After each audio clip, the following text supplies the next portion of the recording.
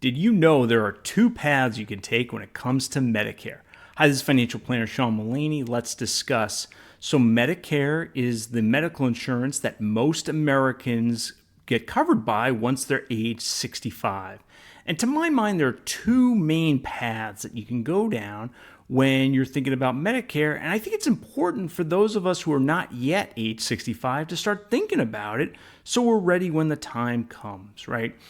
The first main path when it comes to Medicare is traditional Medicare, and that has four components. It's called Parts A, B, D, and a supplement. So let's break that down just a little bit, right? Part A, hospital insurance. Part B is doctors and outpatient insurance. Part D, as in Doug, is medications that are not professionally administered. So all your you go to the pharmacy, you get a prescription. That's Part D. And then a supplement. Well, what the heck is a supplement? A supplement covers the 20% gap in Part B. So think about it, right? Maybe you go to a doctor's appointment and they charge you $500 for that appointment. Part B covers 80% of that bill. So that's $400. Great. So now we're on the hook for $100. Well, what happens is a supplement plan can cover that $100. And look, for one appointment, who cares, right? But what if you had major surgery and the doctor's fees are 5 or 6 figures, right?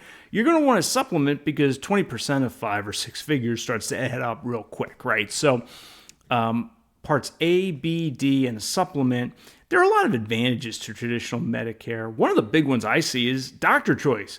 You can live in California and go to a doctor in Florida, and as long as they take Medicare, you're fine. That's covered, right? You have incredible choice, and you can go almost anywhere in the country and get covered and get medical care. So that's really good.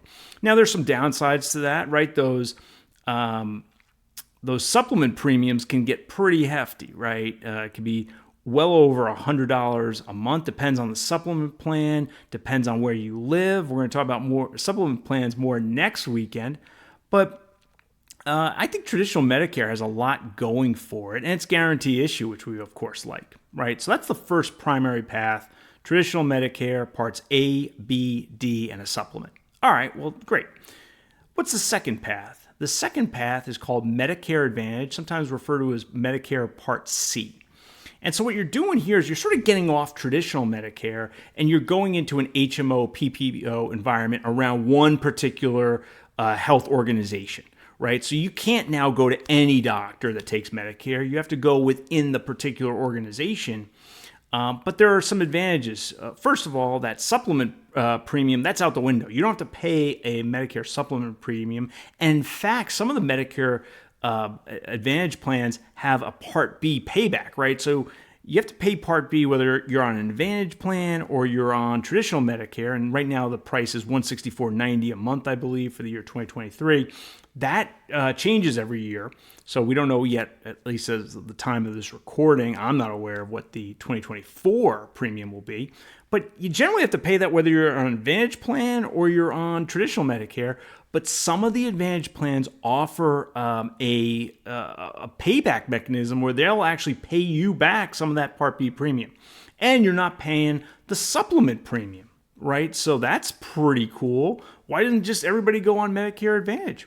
Well, there's a number of reasons. One, the out-of-pocket expenses when you get medical care and have hospital stays can actually be higher on an Advantage plan than they are on traditional Medicare. It depends on the circumstances, but you absolutely could be paying more out of pocket if you have medical needs during the year.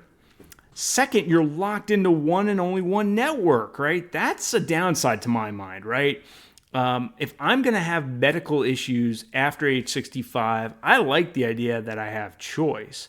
3 is pre-authorization, right? So when you're in a Medicare Advantage plan, you generally need pre-authorization for a lot of medical services in a way that you don't in traditional Medicare. And the other thing, too, is in many states, it's hard to go back to leave Medicare Advantage to go back to traditional Medicare. So, to my mind, there have been some commentators. I'm going to link to a video that Clark Howard did where he refers to Medicare Advantage plans as Medicare Disadvantage plans. And often I tend to agree with him. Look, I'm not here to say that Medicare Advantage can't be the right answer, but I think there are some drawbacks to it in terms of pre-authorizations, and we're limited to one network, that if we can be on traditional Medicare and we can navigate that, I think that in many cases is going to be the better option. Let me know what you think about Medicare in the comments below. If you have questions, comments, let me know. Hope you enjoyed this video. If you did, please mash that like button and subscribe to my channel. I'll see you next time.